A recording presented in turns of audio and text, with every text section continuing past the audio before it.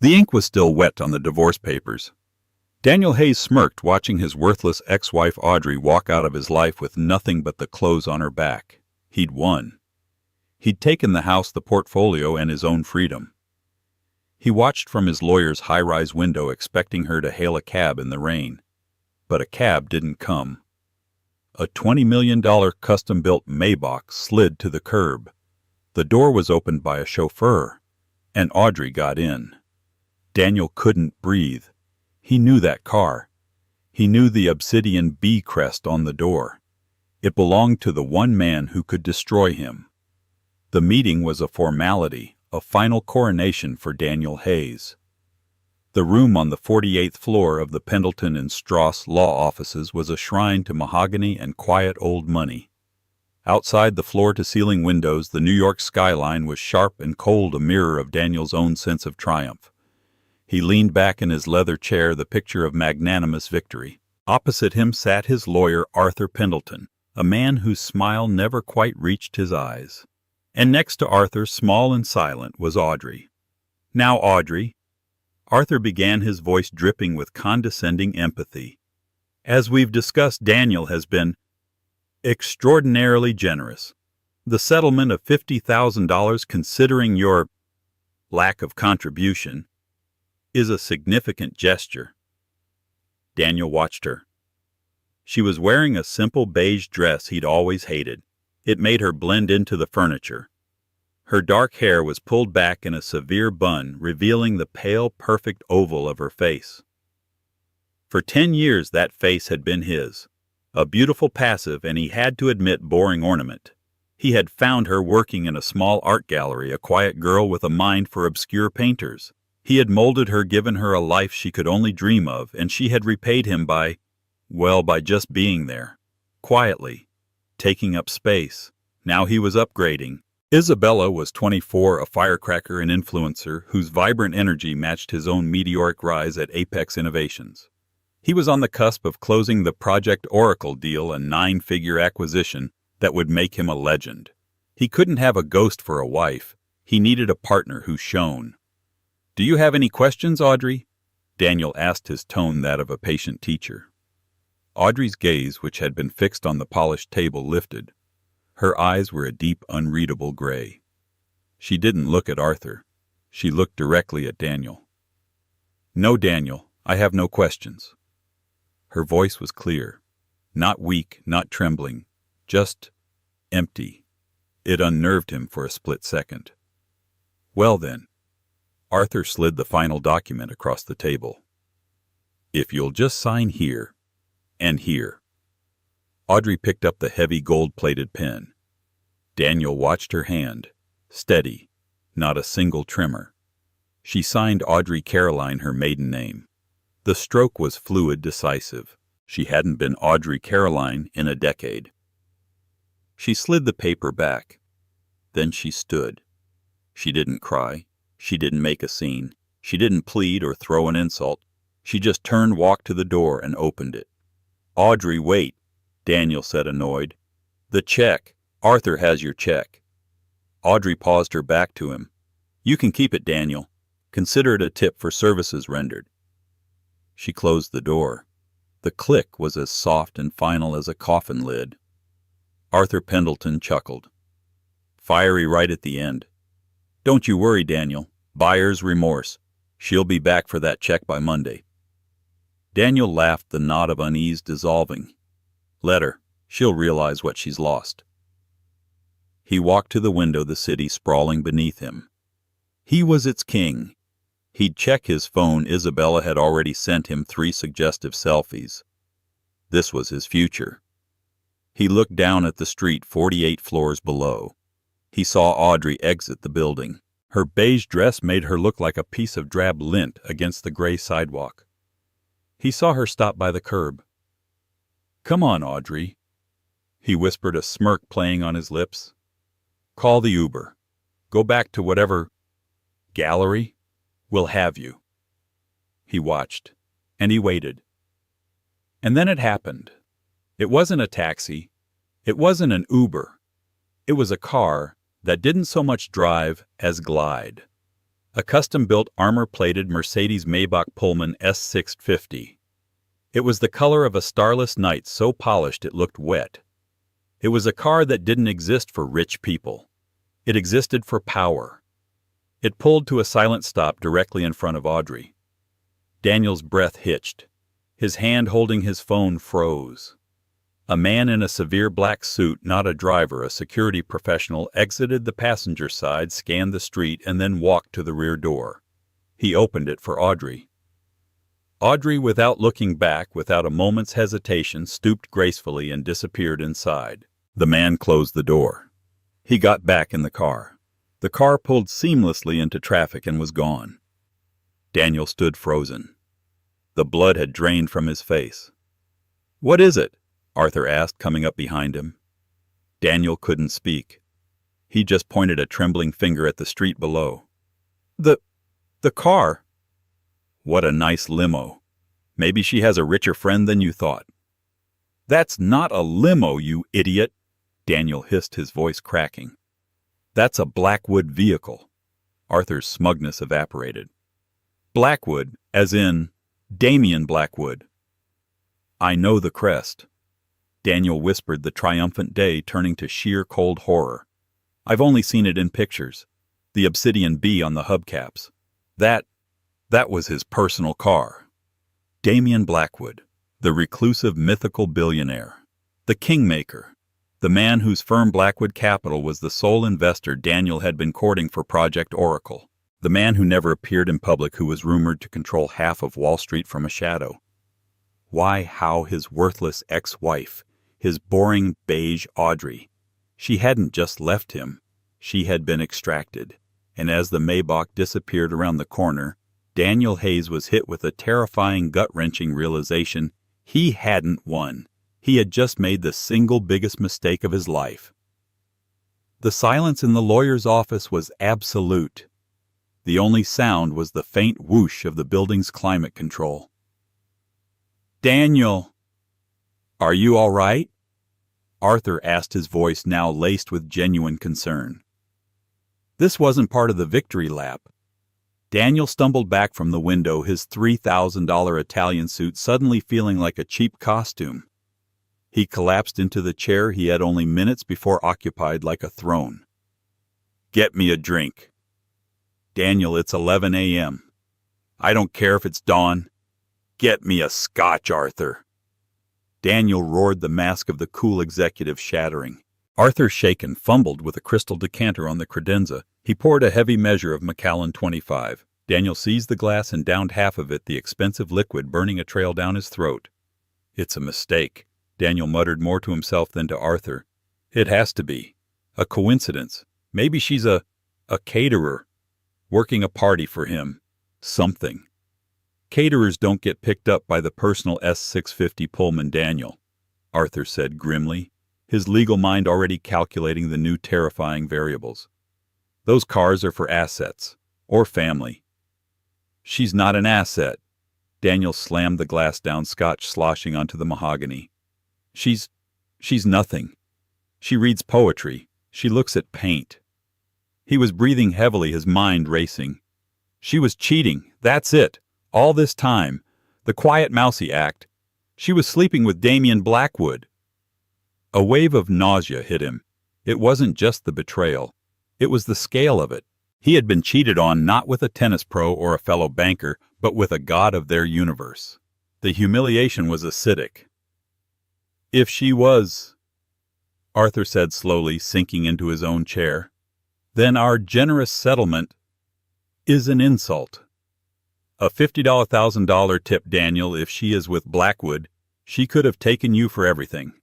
The house, the portfolio, half of your future earnings from Apex." "But she signed," Daniel stammered. "She took nothing. Why would she do that?" "People with Blackwood's kind of power don't need to fight over scraps, Daniel," Arthur said, his face pale. "They don't take the house. They buy the block. They don't take your portfolio. They short your company." That last word hit Daniel like a physical blow. Apex. Project Oracle. Arthur whispered, connecting the dots. The deal you're presenting next week, the one you need Blackwood Capital to fund. He's the sole investor, Daniel said, his voice a hoarse whisper. It's all him. He's coming to the presentation. Tuesday. He's supposed to be there. And you just divorced the woman who is, apparently, his new protege mistress. Arthur stood and began to pace. Daniel, this is bad. This is career-ending bad. He's not coming to see your presentation. He's coming to watch you burn. Daniel's mind flashed through the past few months. Audrey's increasing detachment. Her quiet nights spent in her study, which he'd assumed were for art history. Her sudden lack of interest in fighting. He had seen it all as weakness, as her resigned acceptance of her own Irela Caroline. He had been a fool.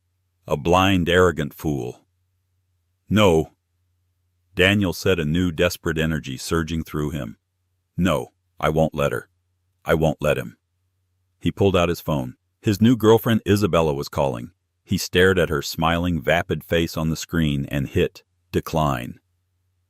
Arthur, Daniel said, his voice cold and clipped. I need everything you have on Audrey. No, not you.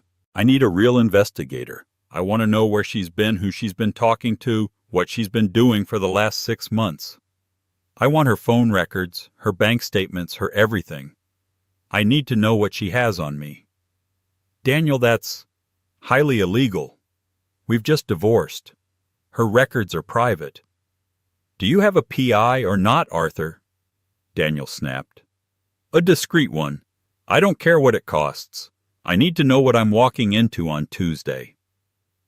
Arthur hesitated, then nodded. I know a man. Ex-Mossad. Very expensive. Very thorough. But Daniel, what if the answer is just, she's with him? What's your play? Daniel straightened his tie, the motion jerky. He was a shark. He'd always been a shark. He just hadn't realized he was swimming in an ocean with a leviathan. My play, Daniel said, his eyes glittering with a toxic mix of fear and rage, is Project Oracle. That project is flawless. It's my masterpiece. It's worth $1 billion easy. Blackwood is a businessman. He's not going to walk away from $1 billion idea because his new girlfriend has a vendetta against me. He wants to make money. I'm going to show him the money. He finished his scotch. I'm going to nail that presentation on Tuesday. I'm going to nail it so hard Blackwood will have to respect me. He'll see that whatever services Audrey is providing, I am the one who can actually make him rich. Arthur looked at him unconvinced. And Audrey, what if she's in the meeting? Daniel's face darkened. She won't be. She's a gallery girl. This is way over her head. She's a temporary amusement for him. By Tuesday he'll be bored and I'll be the one signing the real deal. He strode out of the office, his confidence a brittle, hollow shell. He spent the weekend in a state of controlled panic. He told Isabella he had to work, that the Oracle deal was at a critical phase. In reality, he was locked in his penthouse reviewing his presentation, but he couldn't focus. Every slide, every data point, every projection was haunted. He kept seeing Audrey's face. Not the mousy beige woman from the lawyer's office, but the woman who had gotten into that car. A woman, he realized with a sickening lurch, he had never known at all. On Monday afternoon, his private investigator called. Mr. Hayes. The man's voice was gravelly accented. I have the information you wanted. What is it? Daniel said, pacing his living room. It's complicated. The woman, Audrey Caroline. She's a ghost. What do you mean, a ghost? I was married to her for 10 years. I mean, the PI said that for the last 6 months she has no digital footprint. Her credit cards show minimal activity, groceries, gas. Her phone records show one friend, a Sarah, and her mother. Nothing. But 3 months ago she opened a high-security encrypted email account, and she's been communicating with one other account. Whose? Daniel demanded. The account is a dead end, encrypted, routed through 3 continents. But the server it's on, it's a private server, registered to Blackwood Capital. Daniel's blood ran cold. So, they were talking. For months. That's not the half of it, the PI said. You asked what she was doing. I managed to get access to her study. You were right, she wasn't having a physical affair. No hotels, no dinners. She was working. Working on what? Her stupid paintings? No, Mr. Hayes. She's been running algorithms, highly complex predictive market models. I'm talking high-frequency trading level. I've sent the files to you. They're dense. But one file name kept popping up, over and over. A master file. Daniel's laptop pinged. A secure file had arrived. He opened it. His heart stopped. It wasn't a file. It was a folder, full of data projections, white papers, all his work, all his research. What's the file name? Daniel whispered, already knowing the answer. Project Oracle, the PI said. Looks like your wife was very interested in your work. Or maybe, the PI added, it was the other way around. Daniel hung up the phone. He stared at the files. They weren't his files. They were her files. The ones he had found on her laptop 6 months ago. The ones he'd thought were her little hobby. The complex equations she was doodling with. He hadn't developed Project Oracle. He had stolen it. He had stolen it from his wife, a woman he thought was a simpleton. And now he was scheduled to present that stolen work to the one man in the world who knew he was a fraud. To understand the bomb that was about to detonate in Daniel Hayes's life, you have to understand the woman he had just discarded. Audrey Caroline was not a gallery girl. She was a ghost. She held a first from MIT in applied mathematics and a PhD from Caltech in quantitative financial modeling. By age 25, she was the youngest quant on the most ruthless trading floor in Chicago, building algorithms, so predictive they were borderline clairvoyant. She was Evie, a legend in the making, a girl who saw the Matrix, and she was burningly, terrifyingly lonely. Then she met Daniel Hayes at a fundraiser. He was handsome, ambitious, and utterly normal. He didn't see her as a brain. He saw her as beautiful. He was dazzled by her looks, not her mind. For Audrey, who had lived her entire life feeling like a freakish intellect in a world of mortals, this was intoxicating. He asked her to marry him. He said, I want to take care of you. I'm the provider. You don't need to work on that brutal trading floor. Just be with me. We can have a real life. And Audrey, exhausted from a world that tried to quantify her, agreed. She ghosted her old life. She retired at 28. She became Mrs. Audrey Hayes. She took up art history. She ran charities. She learned to be beige. But the engine in her mind never ever shut off. Their marriage for the first few years was stable. Daniel loved showing off his brilliant, beautiful wife. But he only wanted the beautiful part. The death by 1,000 cuts began slowly. It was the dinner parties where she'd try to engage with his apex colleagues about market volatility. Audrey, don't bore them with your old war stories, Daniel would laugh, patting her hand. Tell them about the new Picasso exhibit you saw. It was the nights he'd come home stressed about a deal. She'd look at his data and say, Daniel, your risk model is flawed. You're not accounting for the stochastic volatility in the derivative markets. He'd kiss her forehead. That's why I'm the VP, honey. You just worry about making the reservation at Per Se. He didn't want a partner. He wanted a painting. So Audrey retreated. She went back to her hobby. In the study he'd built for her, surrounded by art books, she assembled a rogue server. She created a new pseudonym, Caroline, and began posting complex theoretical models on invitation-only high-level financial forums. She wasn't trading. She was creating. She built models for pure intellectual sport. She built one that could predict with 98% accuracy the success or failure of tech mergers based on satellite data of their parking lots. She built another that could track the flow of dark money through cryptocurrency.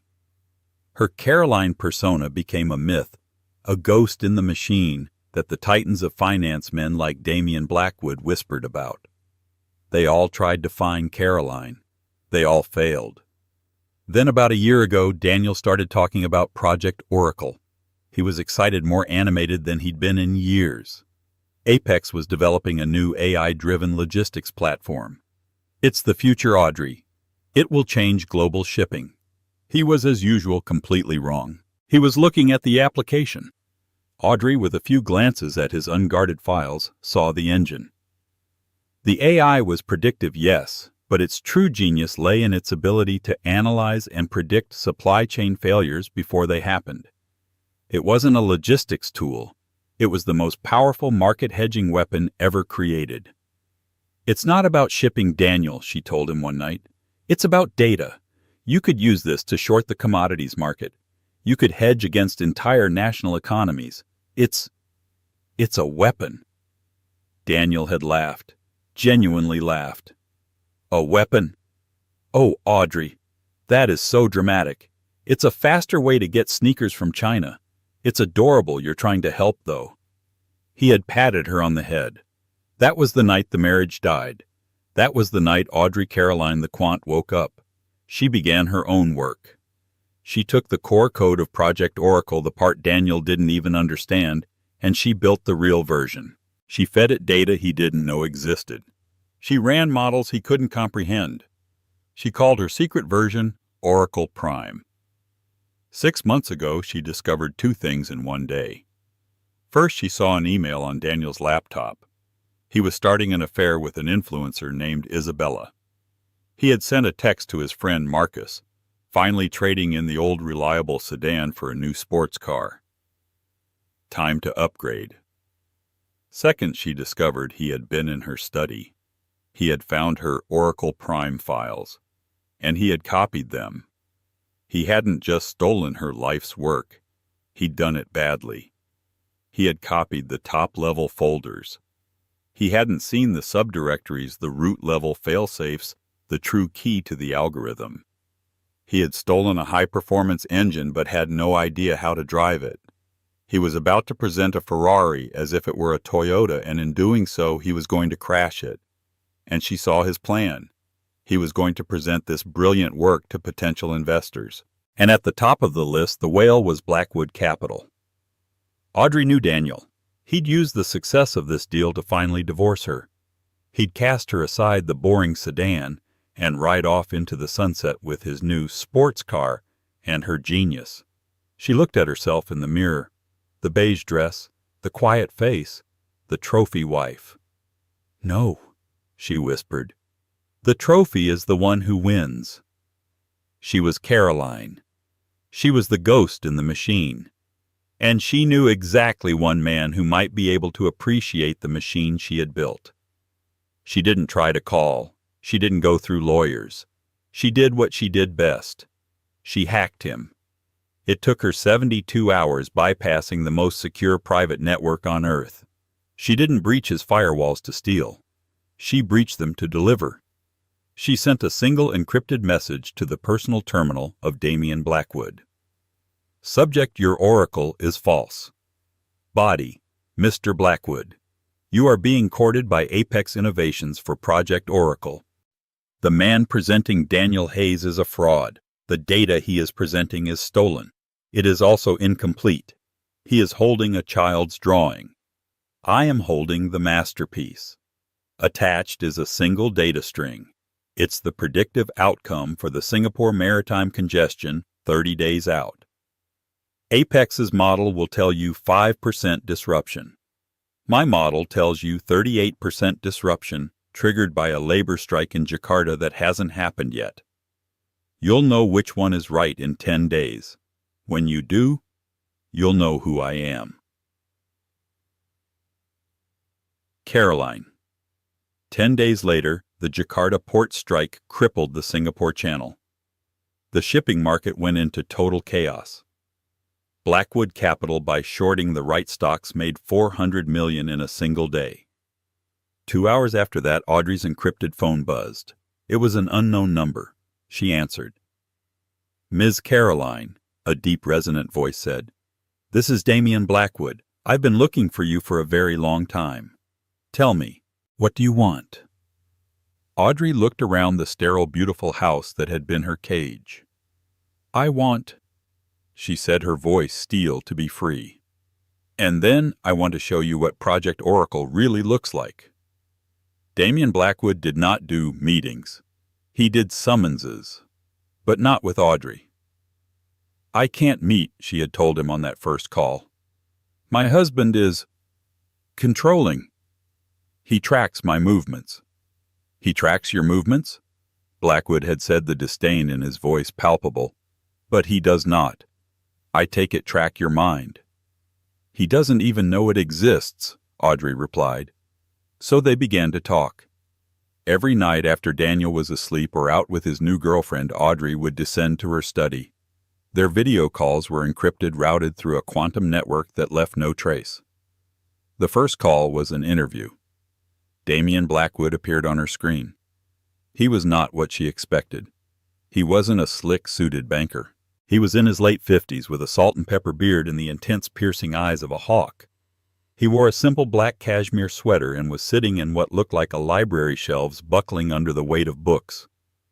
"Caroline," he said, a small, rare smile playing on his lips. "So the ghost has a face. And what a face." "Mr. Blackwood," Audrey said, all business. "I assume my model was correct." "It wasn't just correct, Ms. Caroline. It was prophetic. You didn't just predict the strike. You predicted the ripple. You saw the wave under the wave. I've had teams of analysts, PhDs from every ivy trying to build what you just gave me for free." "How?" So, she showed him. For the next 2 hours, Audrey Caroline, the gallery girl, took the most powerful man in finance on a guided tour of Oracle Prime. She didn't just show him the data. She showed him the architecture, the beauty of the code, the elegance of the machine she had built in secret. She explained that Daniel's stolen model was a blunt instrument. He thinks it's a faster way to move boxes. She explained, her fingers flying across her keyboard, bringing up lines of code. He doesn't see the human element. His model predicts logistics. Mine, she paused. Mine predicts chaos. She showed him how Oracle Prime could analyze sentiment from regional news, cross-reference it with weather patterns, and factor in labor law loopholes to predict to the day where the next supply chain crisis would emerge.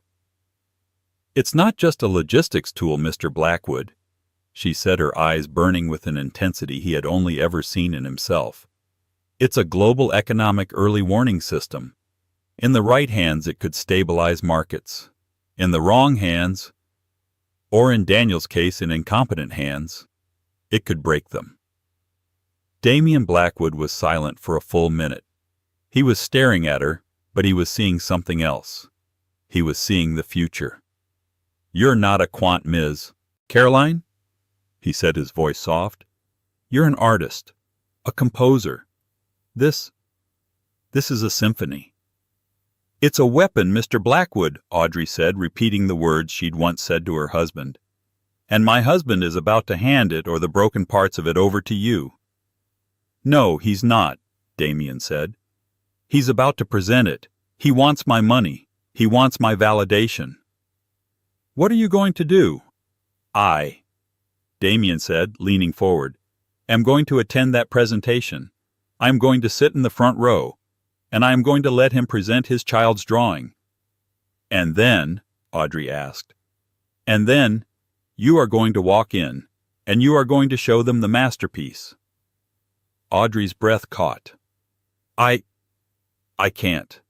I'm his wife. It's messy." "No," Damian said, his voice firm. "You were his wife. This is not a domestic dispute, Audrey. This is a corporate extraction. You are my asset. You are perhaps the most valuable asset I have ever encountered, and I do not leave my assets in enemy territory." This was the plan they forged in the digital darkness. Phase 1. The divorce.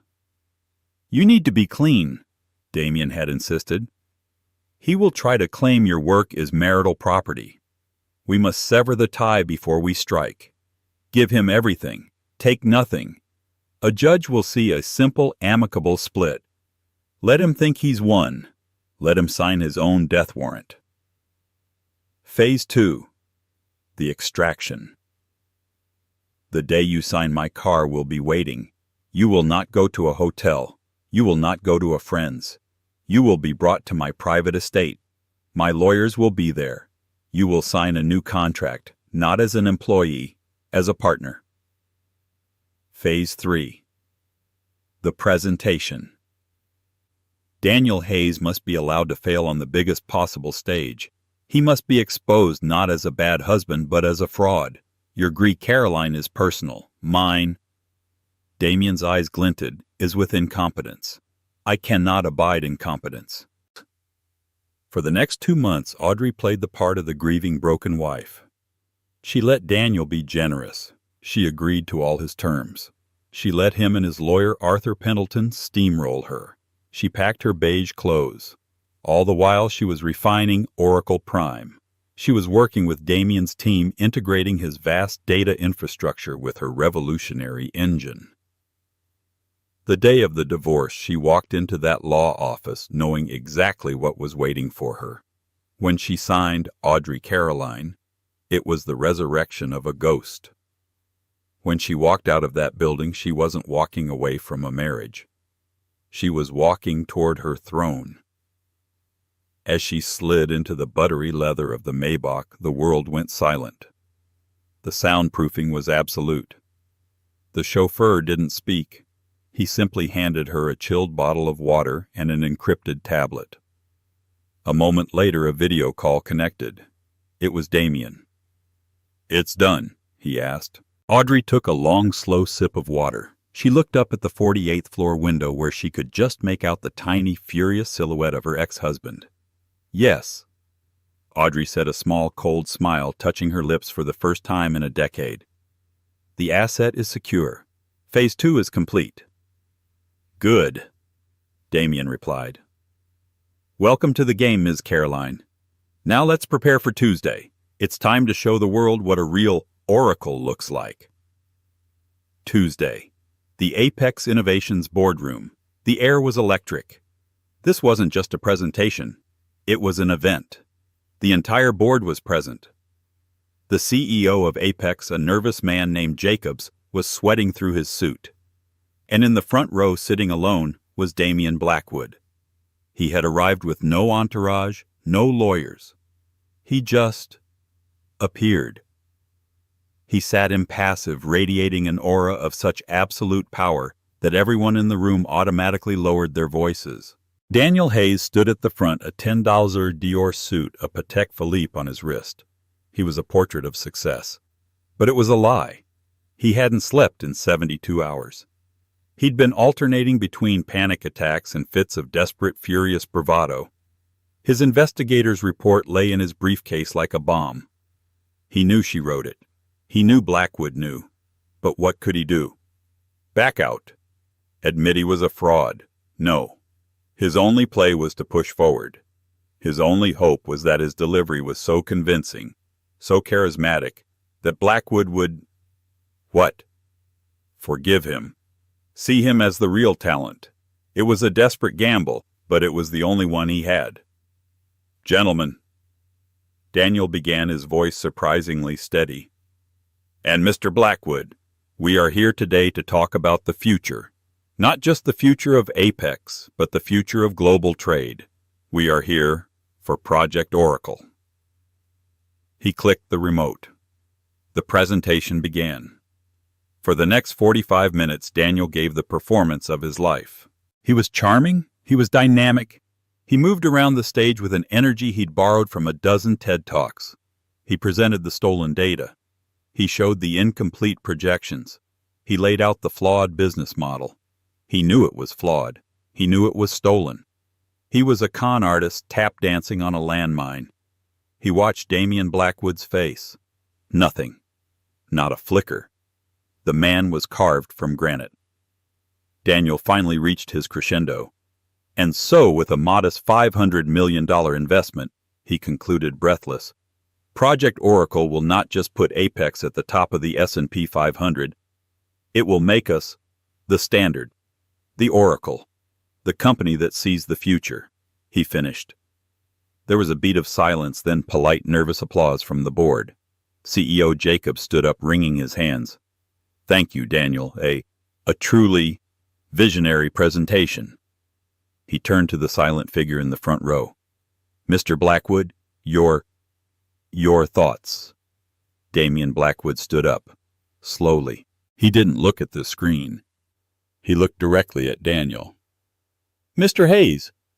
Blackwood's voice was quiet, but it filled the room, silencing every rustle of paper. That was a presentation. Daniel's stomach did a slow, painful flip. It was competent, Blackwood continued, walking slowly toward the front. Polished, full of very impressive-sounding words. A competent analysis for a first-year intern. The air was sucked out of the room. CEO Jacobs looked like he was going to be sick. I don't understand, Daniel stammered. No. Blackwood said, you don't. That's the problem. Your projections are wrong. Your risk model is a joke. Your entire premise is built on a house of cards. But the data, Daniel protested, his voice rising in panic. The data is sound. The data is stolen, Blackwood said, his voice dropping to an icy whisper. And you didn't even steal it correctly. Daniel went white. I resent that implication. You resent it. Blackwood chuckled, a cold, dangerous sound. You, Mr. Hayes, are a common thief, a clumsy one. You broke into a vault and you stole the fake jewels left on display, all while the real treasure was in a safe you didn't even know existed. This is an outrage, Daniel blustered, looking to the board for help. They all avoided his gaze. No, Blackwood said. This is a correction. You see, I'm not here to invest in Project Oracle.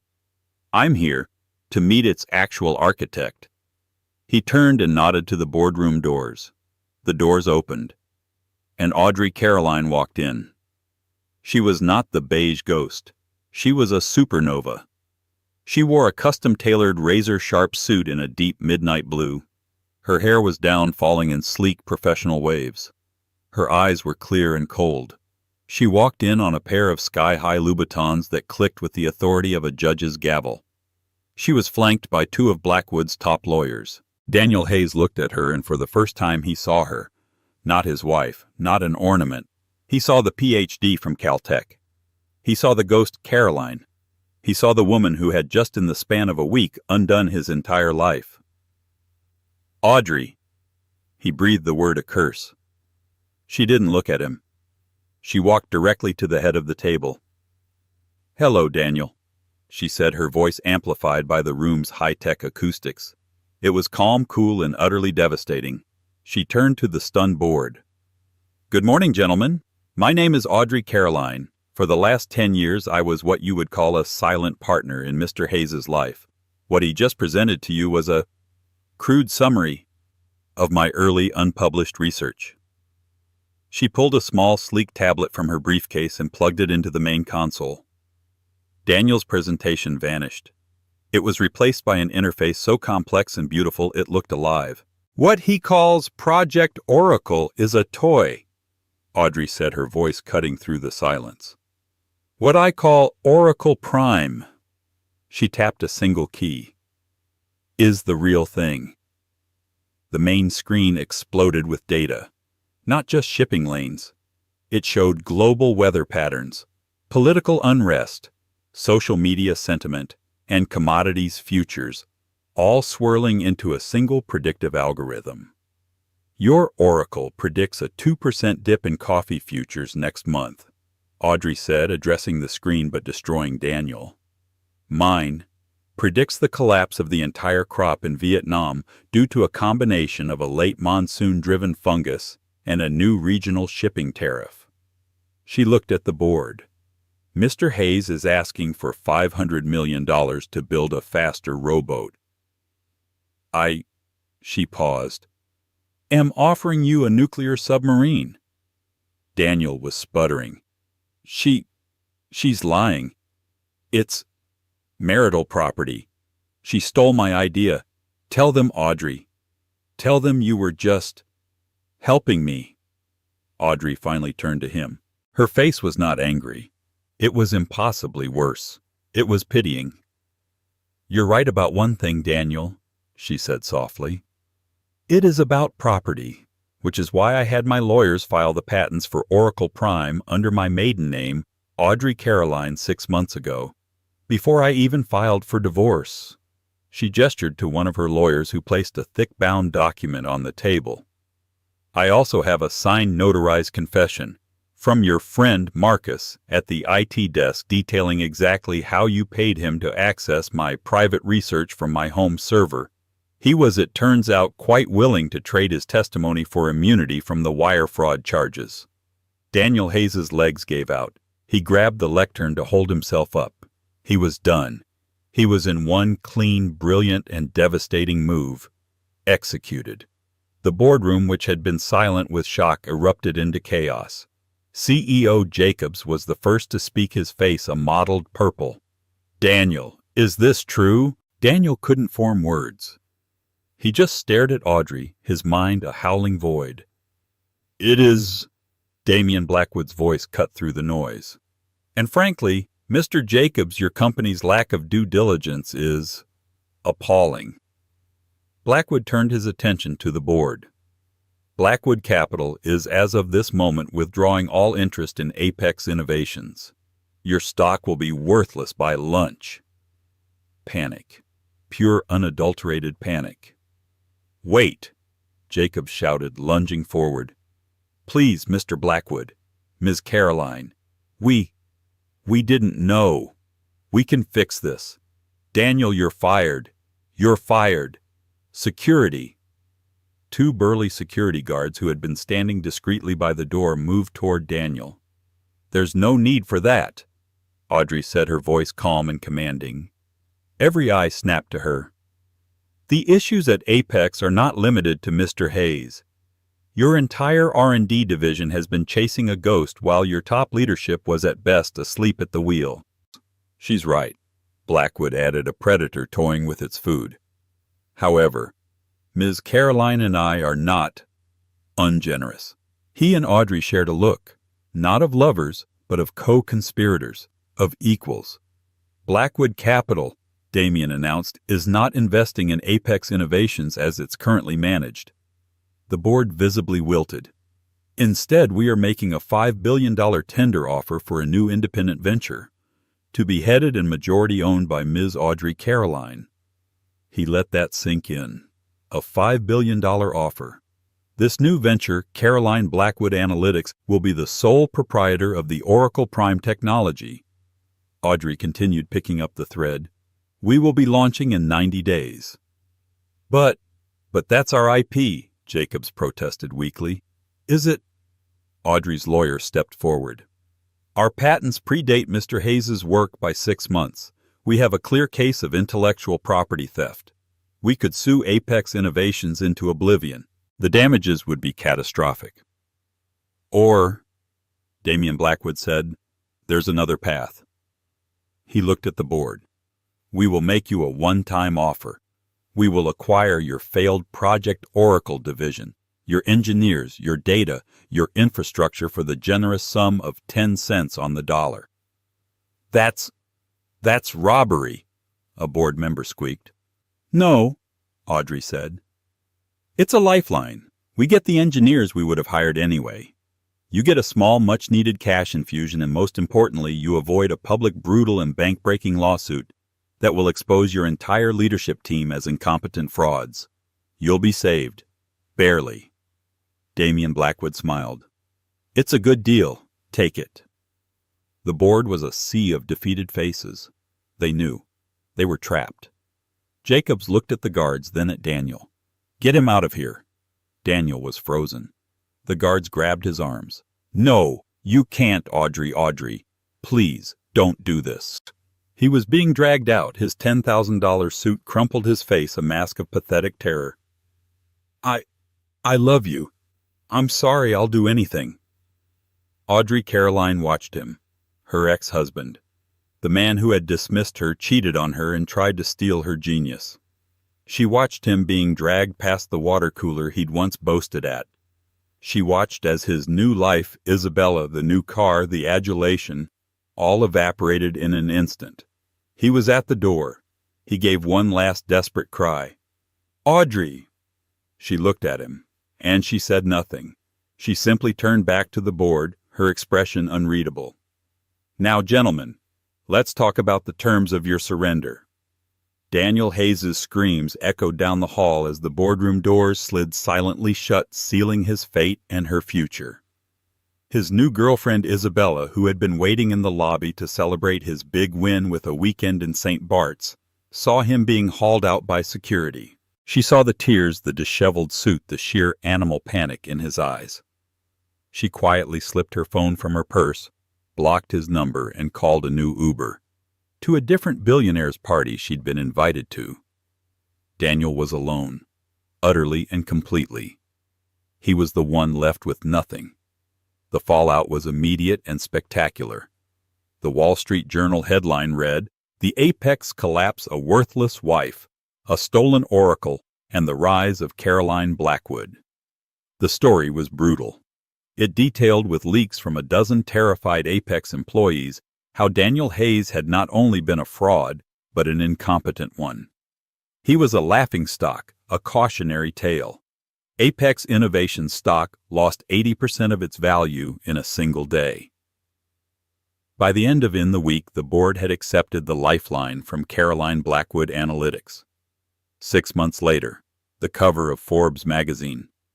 The title, "The Ghost and the King." It was a picture of Audrey Caroline and Damian Blackwood. They were not posing together. They were standing on opposite sides of a vast glass-walled office, overlooking all of Manhattan. Damian was in the background in shadow watching. Audrey was at the front in the light. She was looking directly at the camera. Her expression was not smiling. It was focused. It was the look of a person who does not play the game, but defines it.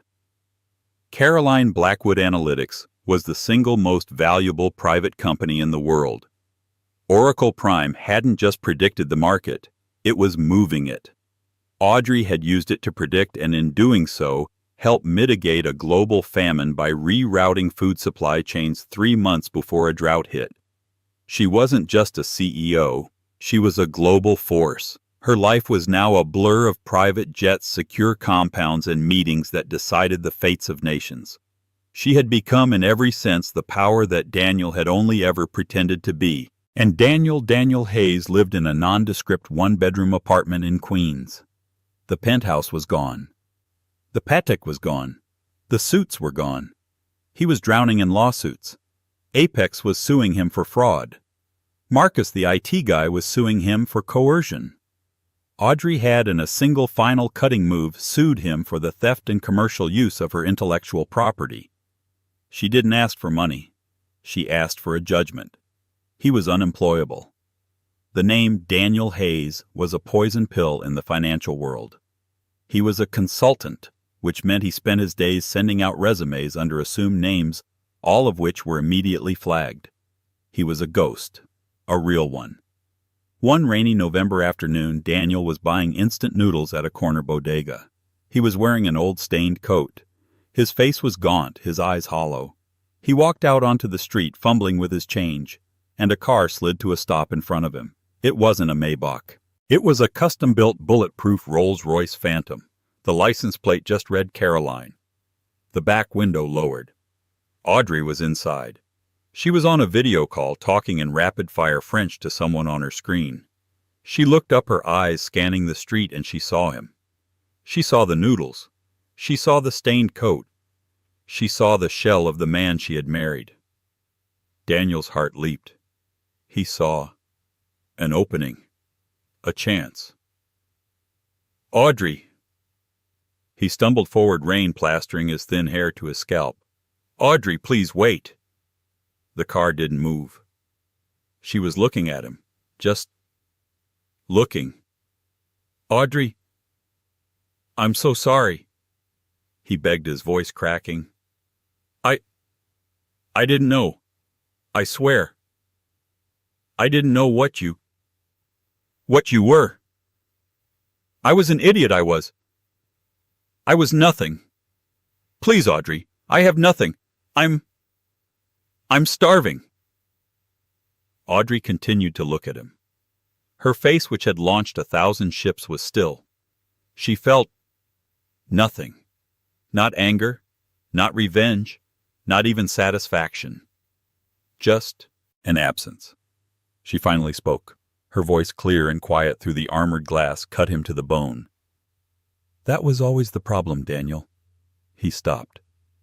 What problem? You just didn't know. She pressed a button. The window began to rise. No, wait, he shrieked, banging on the glass. Audrey, help me, for God's sake, help me, I'm your husband. No, Audrey said to herself as the glass sealed him out. You're not. She turned to her driver. To the heliport, James. We're opening the Singapore office. I want to be in the air in 10. The Rolls-Royce pulled away from the curb, its motion as smooth and silent as a shark. Daniel Hayes was left on the sidewalk in the rain, clutching his instant noodles.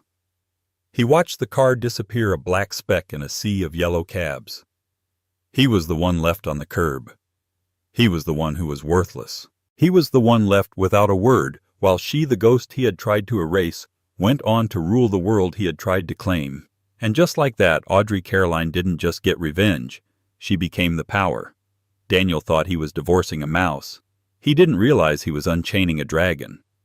A story that proves the best revenge isn't just living well, it's building an empire, and the person everyone underestimates is often the one holding all the cards. What did you think of Audrey's ultimate power move? Do you think Daniel got what he truly deserved, or was Audrey too cold in that final scene? Let me know your thoughts in the comments below. And if you love this story of justice and a trophy wife turning the tables, do me a huge favor. Hit that like button, share this video with someone who needs to see it, and make sure you subscribe and ring that bell so you never miss another story of sweet, sweet revenge. Wealthy millionaire leaves pregnant wife alone at the hospital. Mistress shows up during her surgery. In a world where wealth and status can cloud even the purest hearts, one woman's hospital bed becomes the stage for an unthinkable betrayal. Marissa believed her marriage to billionaire tech investor Oliver Rogers was a fairy tale full of private jets, lavish soirees, and the promise of a happy family. But on the day Marissa goes into labor with their first child, her carefully constructed life begins to unravel at the seams. Abandoned at the hospital by her own husband, who is halfway across the world on business, Marissa's worst nightmare materializes when a mysterious woman arrives, claiming Oliver's affections. Strap yourselves in for a tale you won't forget. Marissa Rogers had always been resilient. Growing up in a humble home outside of Phoenix, she had spent her childhood idolizing her late mother's sense of dignity and unconditional love. It was that love that taught her the true value of family, something no money could buy or replicate. When Marissa moved to San Francisco to pursue a degree in computer science, she had no idea that a single internship at a high-profile tech startup would open the door to a world beyond her wildest dreams. That was where she first encountered Oliver Rogers. Born into old money, Oliver was already well on his way to amassing a fortune of his own by the time he was 30. With a tall, lean frame, a strong jawline, and an air of unwavering confidence, Oliver commanded attention wherever he went. At first, Marissa had been intimidated by him. Everyone at the tech firm talked about him in hushed, reverent tones, as though he were some modern-day Midas. But fate had other plans. Marissa, despite her humble roots, was no shrinking violet. Her intellect and drive caught Oliver's eye during a product pitch meeting. While every other junior employee fumbled through PowerPoints or read from cue cards, Marissa confidently presented an innovative algorithm that could streamline the company's platform, saving them millions in operational costs each year. Oliver, seated in the front row like a king surveying his kingdom, approached her afterward with a single word that changed her life: impressive. Their courtship was fast and intense. Oliver was enthralled by Marissa's intelligence and sincerity, while Marissa was swept off her feet by the whirlwind romance that whisked her from her modest studio apartment to Oliver's penthouse in a shimmering high-rise. Late-night dinners in Michelin-starred restaurants, spontaneous weekend getaways to Monaco, and an endless parade of romantic gestures filled their days. When Oliver got on one knee at the top of the Golden Gate Bridge, thanks to connections that allowed them a private moment on the closed pedestrian walkway, and slipped a radiant diamond ring onto Marissa's finger, she thought nothing could ever tarnish this exquisite life they shared. The word forever seemed tangible, as if it could be held in her hand, just like the ring. But bliss can be misleading. In the early days of their marriage, Marissa was convinced she had found her soulmate. Yet Oliver's success came with a price tag of constant travel. His business ventures spanned the globe: Tokyo, London, Sao Paulo, and beyond. Each trip lengthened until Marissa spent more nights alone in their palatial mansion than with the man she loved. He'd come home exhausted, bury himself in financial reports, then whisk her off to some glamorous gala. Marissa willed herself to accept it as part of her husband's ambitious nature. "He's building a legacy for our family," she would say to herself, clinging to her mother's teachings about loyalty and patience. So when Marissa discovered she was pregnant, she thought the timing was perfect. Maybe, just maybe, their future child would anchor Oliver's restless spirit and remind him of what truly mattered. She imagined the sweet lullabies she'd sing, the family holidays spent making cookies, and the day their child would learn to walk, cheered on by proud parents. She shared the news with Oliver over a candlelit dinner, and though he was delighted, she noted a flicker of something unreadable in his eyes, a mix of excitement and perhaps nervousness. She brushed it off. He was a busy man with countless responsibilities. Little did she know, the seeds of betrayal had already been sown. As the months wore on, Marissa's pregnancy progressed smoothly. But she couldn't shake the growing sense of unease each time Oliver checked his phone and turned away, or when he received late-night calls that he brushed off with vague excuses. The tension escalated slowly, insidiously, like a silent force creeping into their once blissful home. Marissa's friends, including her closest confidant, Linda Garcia, began noticing her subtle anxiety. "Are you sure everything's okay?" Linda asked one day as they strolled through a baby boutique in the city. "You don't seem like yourself. You're always checking the door, as if you're expecting something or someone." Linda was the kind of friend who could read Marissa like an open book. Marissa forced a laugh, gently stroking her growing belly. "It's just hormones, I guess. And Oliver's been traveling so much. You know how it is." Linda gave her a concerned look, but pressed no further. In her mind, Linda suspected that being a billionaire's wife brought its own brand of paranoia, especially if the husband in question was charismatic and often away. She hoped Marissa was just overthinking. Weeks turned into months, and Oliver's absences grew longer. He'd miss doctor appointments for the baby. He'd forget to FaceTime her when traveling, citing back-to-back meetings. Yet Marissa kept a brave face, reassuring herself that this was the price of being married to a visionary entrepreneur. Oliver was changing the tech landscape. He was bound to be busy. And so she drowned her suspicions in nursery preparations, reading parenting books, and daydreaming about holding their child. But soon, strange events escalated. One night, Oliver returned from a trip to Paris with an unfamiliar perfume lingering on his suit jacket. When Marissa asked him about it, he laughed it off, calling it a high-end scent from a partner he'd shaken hands with, claiming the fragrance must have transferred. Marissa felt her heart clench, but she let it go. She'd never been the jealous type, and she trusted him. Then she started noticing new charges on his credit card statements, expensive gifts shipped to an address in Los Angeles, extravagant dinners in Chicago when he was supposed to be in Berlin. Every time she confronted him, Oliver dismissed her concerns as confusion or business entanglements that required client schmoozing. One morning, she found herself awakened by persistent buzzing from Oliver's phone, left behind in the kitchen. Bleary-eyed, she glanced at the screen, multiple missed calls from someone named Dahlia. The caller ID photo was a silhouette rather than a face, but the name alone seared into her mind. Dahlia. She had never heard that name before. Feeling a lump form in her throat, Marissa slipped the phone onto the counter, heart pounding like a drum. By the time Oliver returned from his alleged gym session, she was ready to ask who Dahlia was. However, the moment Oliver entered, he seemed genuinely flustered to see the phone in her hand. Quickly he gathered it, offered her a cursory kiss on the cheek, and headed to the shower without answering her. Marissa stood there, the silence weighing heavy. Something wasn't right, and every intuition she had told her so. Marissa was in her 9th month of pregnancy when the day that changed her life forever arrived. She woke to a dull ache in her abdomen, which gradually intensified until she realized it was labor.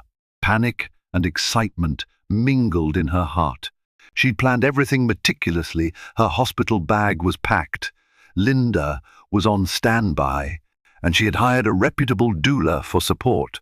All she needed was for Oliver to be by her side. But Oliver wasn't there. She dialed his number repeatedly, each time being sent to voicemail. Frantic, she tried his personal assistant, Jason Willard, who informed her that Oliver had flown to Singapore the night before for an urgent investor meeting. Tears blurred her vision. How could he leave without telling her, especially with her due date so close? Linda rushed over and helped Marissa into the car, her contractions now coming in steady waves of pain.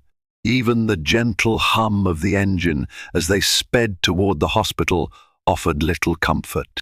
Marissa clenched Linda's hand, trying to breathe through each contraction, her mind swirling with questions. Why would Oliver vanish at such a crucial moment? Where was he really? When they arrived at St. Helena's Medical Center, nurses in pale blue scrubs hurried to check her in. Marissa's heart pounded with a cocktail of anxiety and pain. She had never felt so vulnerable. Linda offered reassuring words, promising that she'd stay by Marissa's side no matter what, but her friend's own face betrayed worry. As the medical team guided Marissa to a labor and delivery room, her cell phone rang. Desperate, she answered, without checking the caller ID, hoping, praying it was Oliver.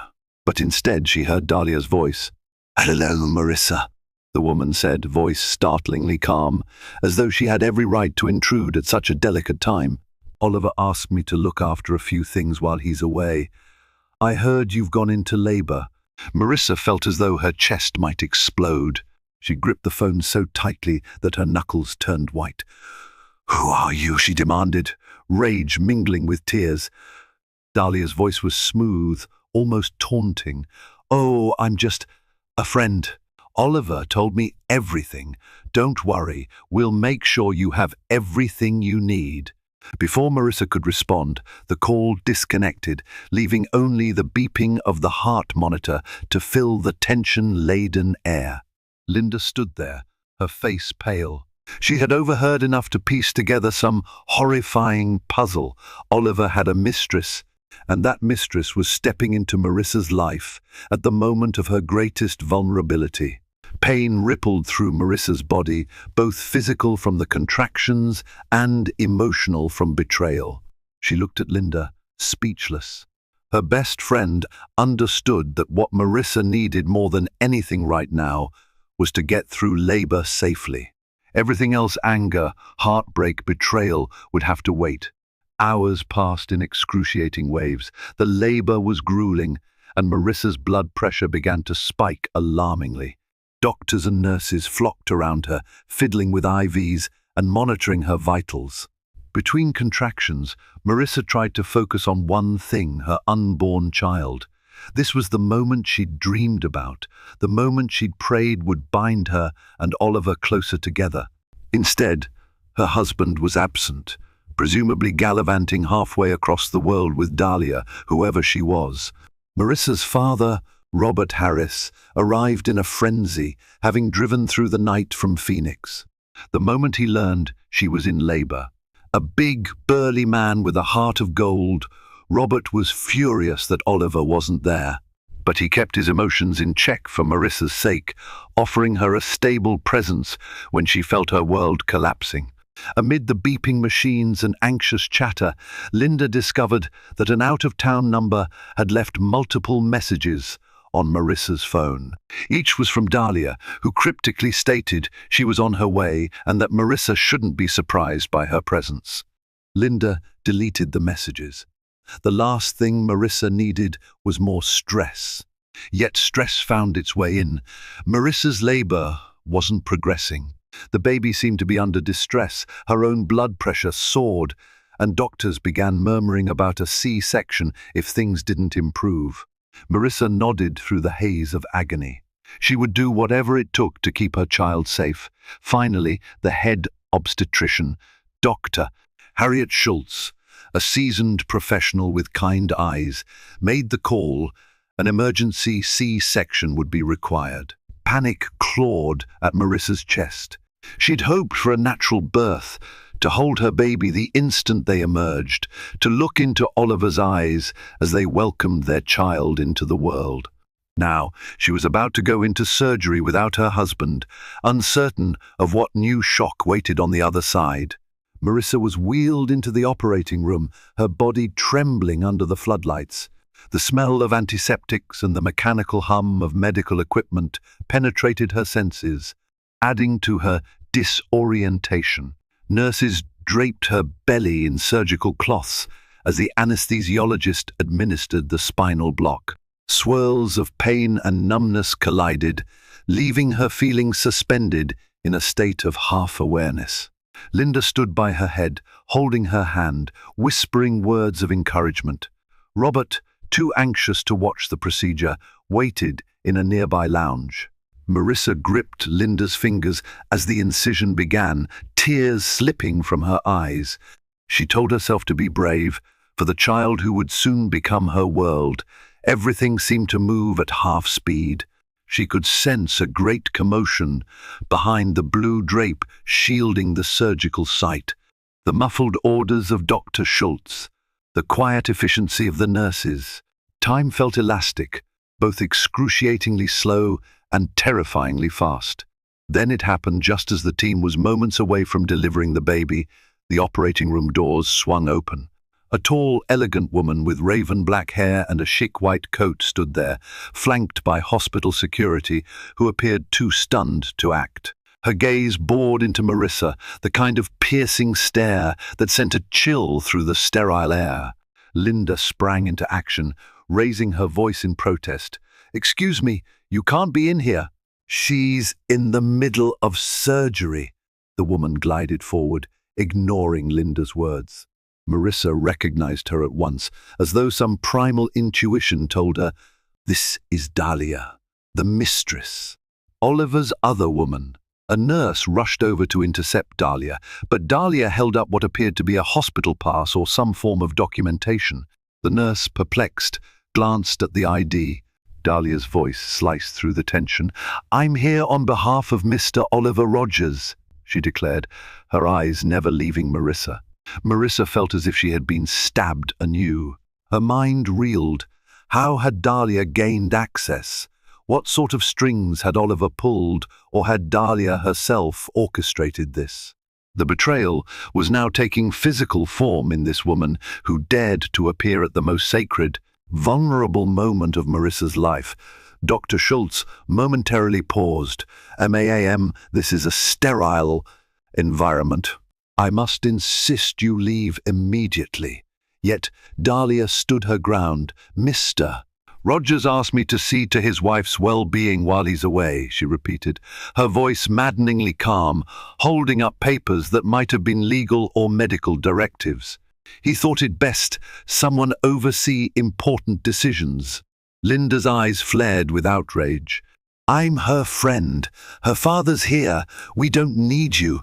Dahlia's lips curved into a cool, faint smile. I believe Oliver would disagree. For Marissa, each word felt like a stone thrown at her heart. She couldn't fathom how her life had spiraled into this scene, straight out of a twisted soap opera. Dizziness claimed her, her vision blurred from both the medication and her burning tears. She could hear Dr. Schultz's voice, stern and calm, instructing the team to focus on the procedure. Continue, Dr. Schultz said quietly to her staff, turning her attention back to the patient. We're nearly there. Miss S. Rogers, focus on your breathing. We'll have this baby out in just a moment. The room buzzed with controlled urgency. Dahlia didn't move from her spot, but security, now alerted to the seriousness of the situation, stepped closer. Linda's face was taut, tears brimming in her eyes as she rubbed Marissa's forehead. It was almost unbearable for her to see her friend in such a predicament, forced to endure physical and emotional agony. A nurse signaled for Dahlia to leave, and security finally escorted her out. But Dahlia's departing words clung to the room like an ominous echo. Tell Oliver I did as he asked. I made sure she was safe. Then, with a final knowing glance at Marissa, she strode out, leaving behind a cloud of tension so thick it was as though the surgical team were operating in a vacuum. Despite the tumult, time and medical skill converged in that operating room, and at long last, Marissa heard the most precious sound in the world, a baby's cry. It was sharp and clear, cutting through the suffocating swirl of betrayal and heartbreak. Tears of relief, joy, and despair all mingled in Marissa's eyes. It's a boy, Dr. Schultz announced softly. A healthy boy. Linda squeezed Marissa's shoulder as the doctors quickly assessed the newborn's vitals. A nurse presented the baby to Marissa, letting her press a trembling kiss to his forehead. In that moment, it didn't matter who Dahlia was or why Oliver wasn't there. This child, her child, was all that mattered. She named him William Oliver Rogers, partly out of tradition, partly because she still hoped that the father she once admired could re-emerge from the ruins of this betrayal. The moment she whispered the baby's name, a flicker of sadness crossed Linda's features. She glanced away, as if the mention of Oliver was a reminder of the harsh reality overshadowing this joyous occasion. Once Marissa was stitched and wheeled into the recovery room, Linda left her side briefly to speak with Dr. Schultz about Dahlia's intrusion. In hushed tones, they agreed that hospital security needed a tighter rein on the maternity ward.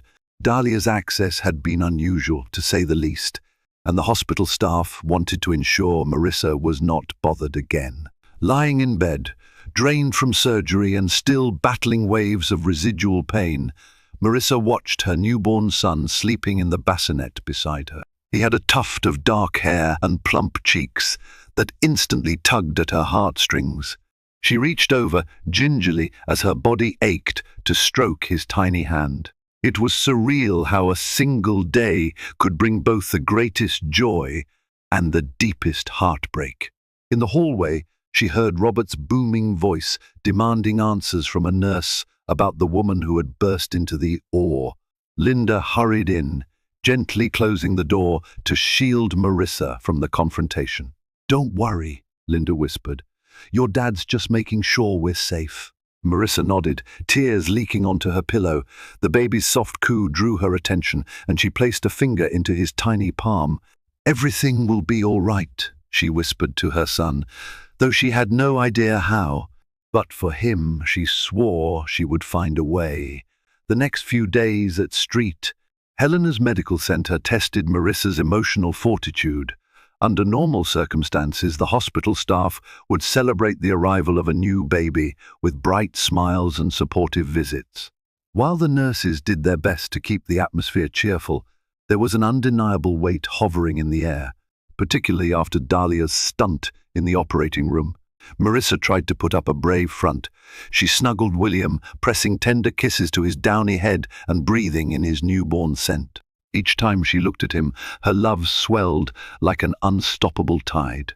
But each time she glanced at the empty doorway, expecting Oliver to walk in any minute with a dozen red roses or some grand gesture of remorse, she felt that love tangled with bitterness. Linda took care of phone calls and messages, filtering out anything that might disturb Marissa's fragile state. Robert made sure the hospital administrators understood that any attempt by Dahlia to return or contact Marissa would be considered harassment. Miraculously, Dahlia stayed away. Still, Oliver remained silent. No phone calls, no texts, nothing. Jason Willard, his personal assistant, only reached out once to inform Marissa that Oliver was currently indisposed with urgent business matters, but that he would check in soon. That was on the second day post-surgery. On the fourth day, Marissa was discharged without a single call from her husband.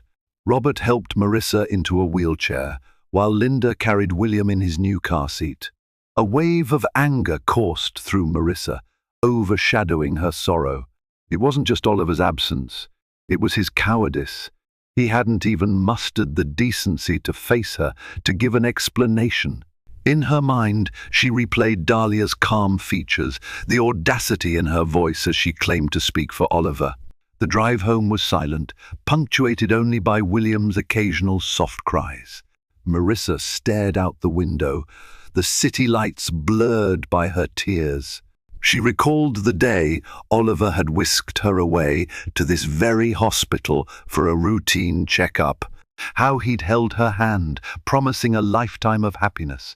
Now she returned with their child, alone, pulling up to their grand estate, a sprawling mansion perched on a cliff overlooking the bay, felt like entering a gilded cage.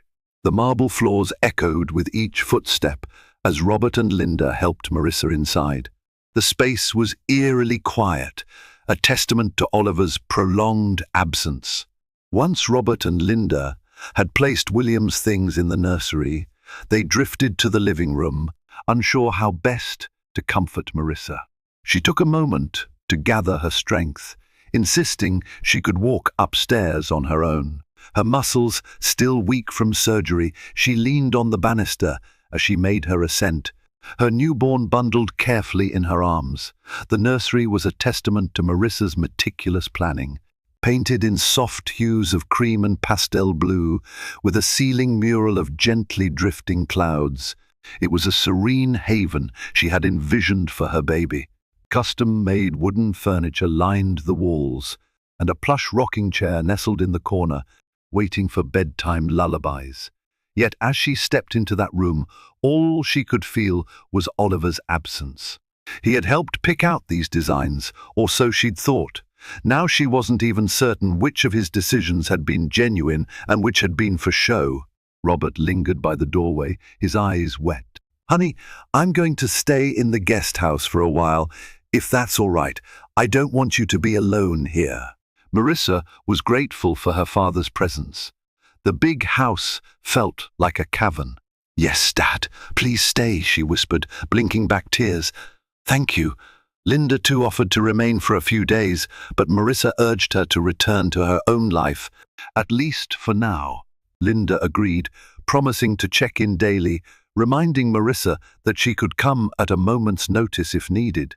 Once alone, Marissa sank into the rocking chair, cradling William.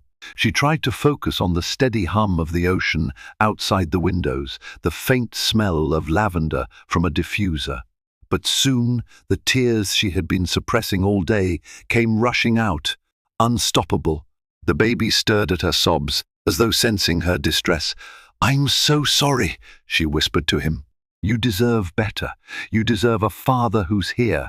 In that quiet moment, the heartbreak was almost too much to bear, but she vowed she would not let it destroy her. She was a mother now, and she would fight for answers, fight for her dignity, and fight for William's right to a stable life. 2 days after Marissa's homecoming, Oliver finally decided to materialize.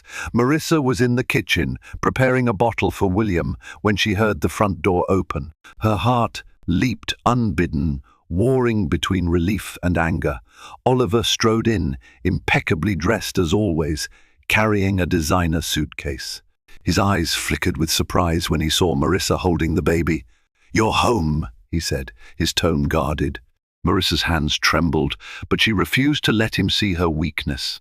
She continued fixing the bottle, focusing on measuring the formula precisely. "Yes, we were discharged. Surprised you remembered where we live." He set down his suitcase. "One, I know I've been gone, but you have to understand," she whirled around, eyes blazing. "Understand? You left me alone in the hospital, Oliver. I had an emergency C-section, and you were nowhere to be found." He swallowed, his gaze shifting. "Business was critical, Marissa. I had deals lined up that couldn't wait. I'm sorry about the timing, but..." She held up a hand, stopping his excuses. "Save it. I don't want to hear about your deals. I want to know about Dahlia. Why was she in my operating room, telling people she was overseeing my care on your behalf?" Oliver's face went pale. He opened his mouth to speak, but no sound emerged. Marissa studied him, bitterness knotting in her gut. "Well," she demanded, "were you going to deny it? Or were you hoping I wouldn't find out?" He raked a hand through his hair, seeming genuinely at a loss. "Dahlia works closely with my Singapore partners. She was supposed to check in on you, to make sure everything was all right while I was stuck overseas." Marissa let out a harsh laugh. "Check on me. She acted like she was your wife, Oliver. Everyone in that hospital thinks I'm some pitiful woman with a cheating husband who sent his mistress to keep tabs on her." Oliver frowned. "She's not my mistress, Marissa. We're business associates. And yes, we've been close. But it's not what you think. Not exactly." Anger flared bright and hot in Marissa's chest. "So you admit you're close. Does being close involve romantic trips to Chicago and Los Angeles while I was at home, pregnant and alone?" She felt tears prick her eyes. She didn't want to cry. She wanted to maintain her composure. Oliver took a halting step forward, his arms slightly raised, as though he wanted to embrace her. But she backed away, holding William to her chest protectively. "I made mistakes," he said, voice lower. "I didn't mean to hurt you. I got caught up in business, in the high life." Dahlia offered support. "And I," Marissa snorted in disbelief. "A supportive colleague doesn't barge into my surgery and talk as if she's the mother of my child." Oliver's jaw tightened. She overstepped. "I never told her to do that. Believe me, Marissa, it's not how it looks." She turned away. "Then tell me how it is, Oliver. Tell me why. You can't look me in the eye right now if there's truly nothing going on." Silence stretched, thick and suffocating. Finally, Oliver sighed. "I will, I promise. But not tonight. Let's talk tomorrow. I'm exhausted." Exhausted. Marissa wanted to hurl something at him. "You're exhausted? I just gave birth." Without another word, Oliver dragged his suitcase upstairs, leaving Marissa alone in the kitchen, bottle still in hand, tears silently trailing down her cheeks. The next morning, Marissa awoke from a restless doze in the nursery's rocking chair. William nestled against her chest. She placed him in his crib and steeled herself to confront Oliver. She found him in his study, dressed casually in a white sweater and slacks, sipping coffee as though he had a perfect right to be there.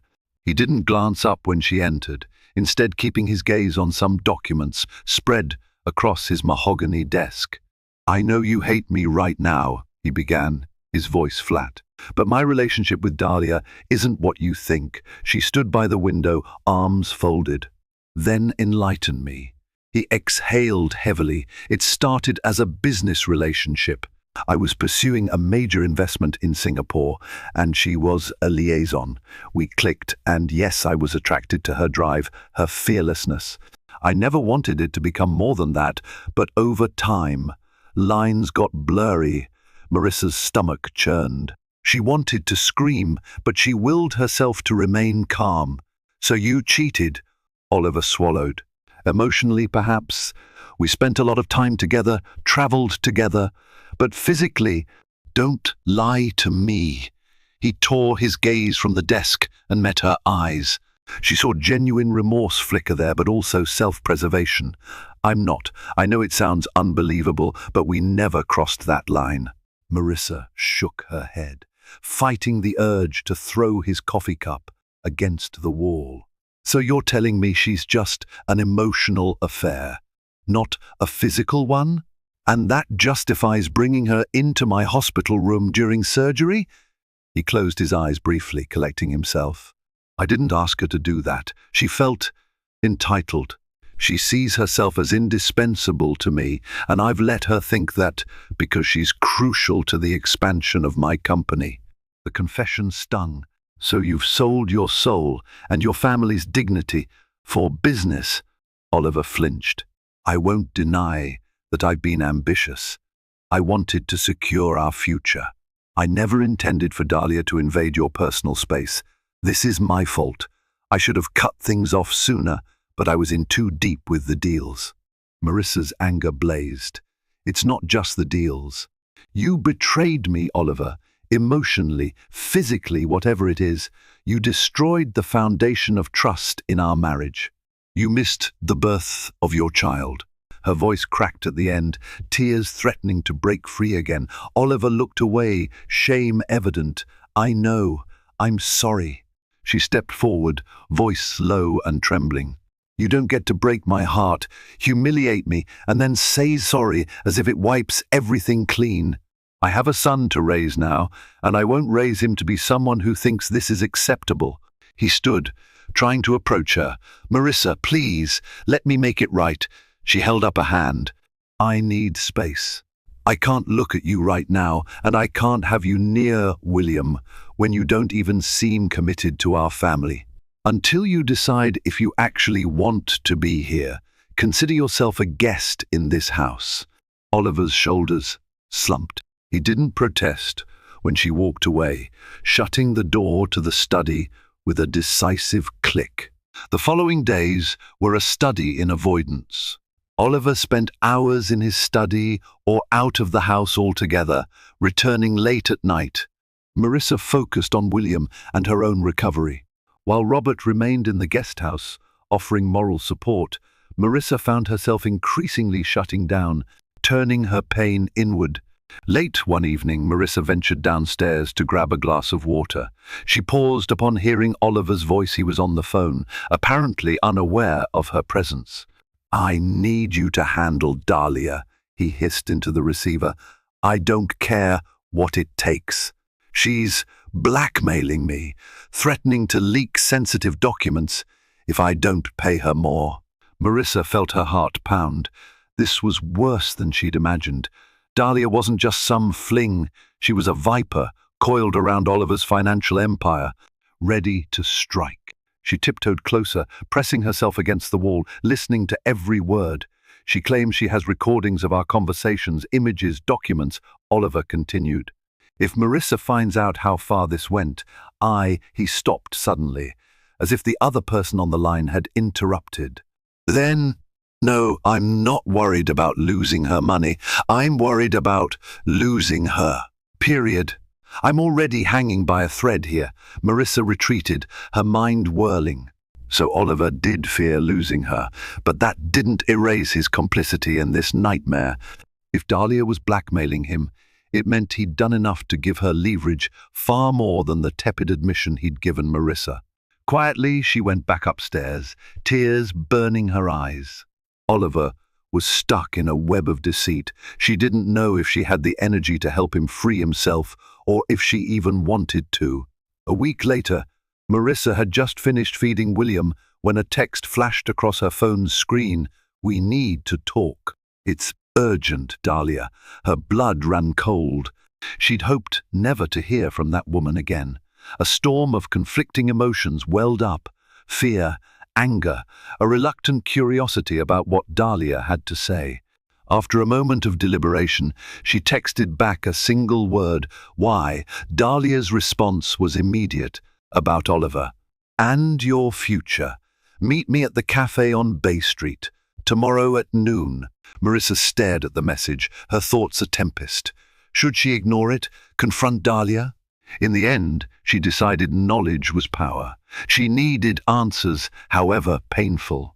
When Oliver asked her that evening why she was dressing in street clothes instead of her usual loungewear, she brushed him off. "Just running errands," she said, ignoring the flicker of suspicion in his eyes. The following day, she left William in Robert's care, swallowing the guilt of stepping away from her newborn. She was determined to do whatever it took to secure a stable future for her child. The cafe on Bay Street was bustling with tourists snapping pictures of the Bay Bridge in the distance, unaware of the tension thickening the air at a corner table. Dahlia sat poised, a single latte before her, wearing a designer blouse and sunglasses. She removed them as Marissa approached, revealing striking blue eyes that seemed to hold more than a hint of malice. "You came," Dahlia remarked, not bothering to stand. Marissa took a seat, folding her arms. "Say what you need to say." Dahlia glanced around, as though assessing the risk of being overheard. "Oliver and I share a lot of common interests, but he seems adamant on cutting ties. I can't let that happen without proper compensation." Marissa's jaw clenched. "So you're blackmailing him, and you think I have something to do with that?" Dahlia shrugged, a sliver of a smile on her lips. "He owes me. I introduced him to foreign investors, opened up markets he wouldn't have access to otherwise. My network is unmatched. And yes, there was more than business between us, though I doubt he's told you the real extent of it." Marissa swallowed the lump in her throat. "Why are you telling me this?" Leaning forward, Dahlia lowered her voice. "Because you have options, Marissa. You can fight Oliver, divorce him, and take half of everything. But if you do that, you'll also be fighting me. I have certain documents that could implicate him, and by extension, you in questionable dealings. You'd be tied up in court battles, lawsuits, maybe even criminal investigations. None of it will help you, and it will be a public spectacle. Your son's name will be dragged through the mud." Marissa's stomach churned. "So this is a threat? It's reality," Dahlia corrected. "But there's another path. Convince Oliver to settle with me, privately give me what I want, and I'll disappear. You two can patch up your marriage, raise your baby, or not. Either way, I go away." Marissa didn't hide her disgust. "You're vile." Dahlia's lips twitched as though she found Marissa's insult amusing. "This is business, honey. Nothing personal. The choice is yours." Marissa stood, her cheeks burning. She couldn't stomach another moment of Dahlia's presence. "You underestimate me if you think I'd just hand you money to vanish." With a self-assured expression, Dahlia shrugged once more. "We'll see," she said softly, as Marissa turned to leave. "We'll see." Back at the mansion, Marissa found Oliver pacing in the living room, phone in hand. His eyes snapped to her as she walked in. "Where were you?" She brushed past him. "Out." He ran a hand through his hair, exasperation clear. "I got another message from Dahlia. She said she met with you." Marissa spun around, furious. "So she told you. Then you know she's blackmailing you and threatening to drag us all down if she doesn't get her way?" Oliver nodded gravely. "I'm trying to negotiate with her without causing a media circus or risking criminal investigations for insider trading or illegal financing. She claims to have evidence." Marissa's voice trembled with anger. "Is it true? Did you do anything illegal?" He hesitated. "Not intentionally. But Dahlia arranged certain deals that pushed legal boundaries. I can't let her go public with them." Marissa stared at him, feeling a wave of nausea. "So you've jeopardized our entire family for the sake of bigger profits?" He couldn't meet her gaze. "I was desperate to make my mark, to expand. She made it easy, seduced me with the promise of unstoppable growth. Before I knew it, I was in too deep. Tears sprang to Marissa's eyes again, but this time they were fueled by rage. We have a child, Oliver.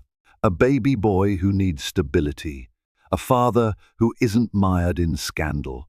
Oliver closed the distance, gently grabbing her shoulders. I love you and William. I messed up. I'll do anything to fix this. She shoved him away, unable to bear his touch. I met Dahlia, and she threatened me, threatened our family's reputation. She doesn't care about you beyond what you can give her. And honestly, I don't know if I care about you anymore, not after all this. Oliver visibly winced. Marissa, please. Her voice cracked. Don't. I need time to think, to decide what's best for William. I can't trust you right now. Oliver swallowed hard. I understand. Marissa stormed upstairs, tears streaming down her face, leaving Oliver in the living room with the weight of his transgressions pressing down on him like a heavy shroud. Later that evening, Marissa found an unexpected envelope slipped under the nursery door. Inside was a single note, "Talk to Linda. She can help." Confused, Marissa immediately dialed Linda's number, explaining what she found. Linda hesitated before admitting she had something crucial to share. "Meet me at my apartment tomorrow," Linda said. "Trust me." The next day, Marissa, determined to protect William's future, left the baby with Robert again and drove to Linda's modest but cozy apartment in the city.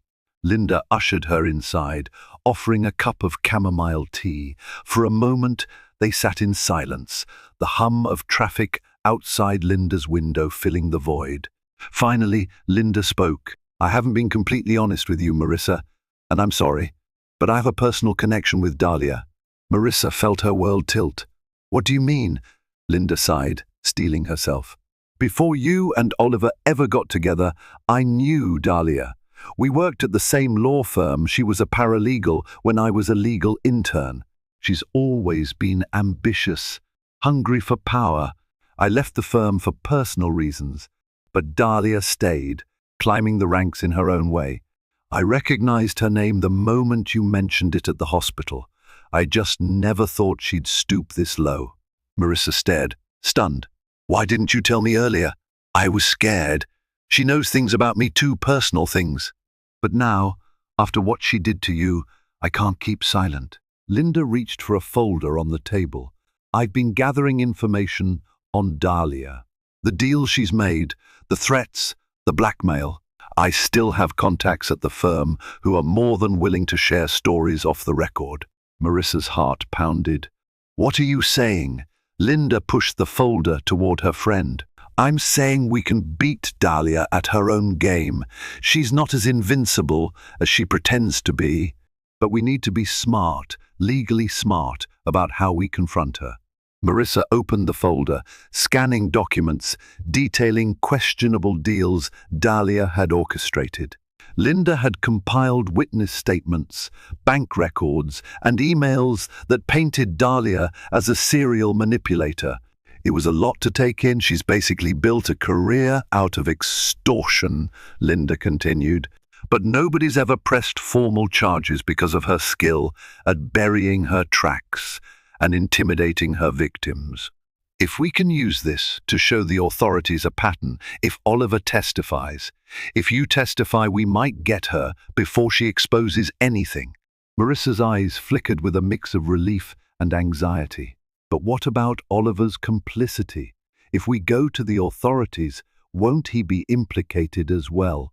Linda pursed her lips. "That's the risk. However, if he cooperates fully, the justice system might show leniency, especially since Dahlia appears to be the primary manipulator. It's a tough call, but it might be the only way out of her web." Marissa nodded slowly, tears wetting her cheeks. "Thank you, Linda. You don't know how much this means to me." Her friend smiled sadly. "I do, Marissa, and I'm sorry I kept quiet before. You deserve better." Marissa placed a trembling hand on the folder. "Now I just have to convince Oliver that this is the only way forward." Armed with the evidence Linda had compiled, Marissa returned to the mansion feeling a renewed sense of purpose. She found Oliver in the study, staring vacantly at stock market figures on his laptop. He didn't look up when she entered. "We need to talk," she said, voice steady. He closed the laptop, regarding her with caution. "What is it?" She placed the folder on the desk. "I know Dahlia's history. She's been blackmailing people for years, and I have proof." Oliver's eyes widened as he flipped through the documents, comprehension dawning. "Where did you get all this?" "Linda used to work with Dahlia. She has connections at the firm. This is just the tip of the iceberg." Oliver exhaled shakily. "If we take this to the authorities, Dahlia will expose my involvement." Marissa crossed her arms. "And if we pay her off, she'll bleed you dry. Eventually, she'll destroy us anyway." He looked torn, worry lines etching his forehead. "I can't risk going to prison." "What about William? What about you?" A surge of anger coursed through Marissa. "You should have thought about that before you got entangled with her. But now, you have a chance to make it right. Cooperate fully, come clean, and maybe the authorities will show leniency. It's not ideal, but it's better than being forever at Dahlia's mercy." Oliver sank into his chair, covering his face with both hands.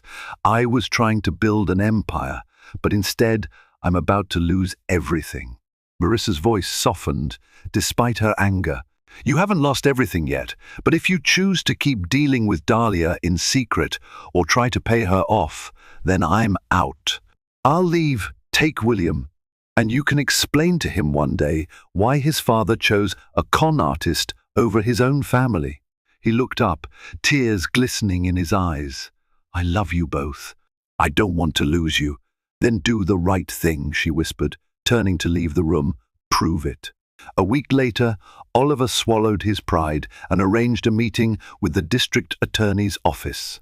His legal team, stunned by the revelations, had scrambled to put together a preemptive statement highlighting Oliver's cooperation in exposing a sophisticated blackmail ring. Linda's evidence was crucial, and she agreed to testify if needed. Marissa sat in the waiting room of the DA's office with Linda at her side, cradling William, who whimpered softly.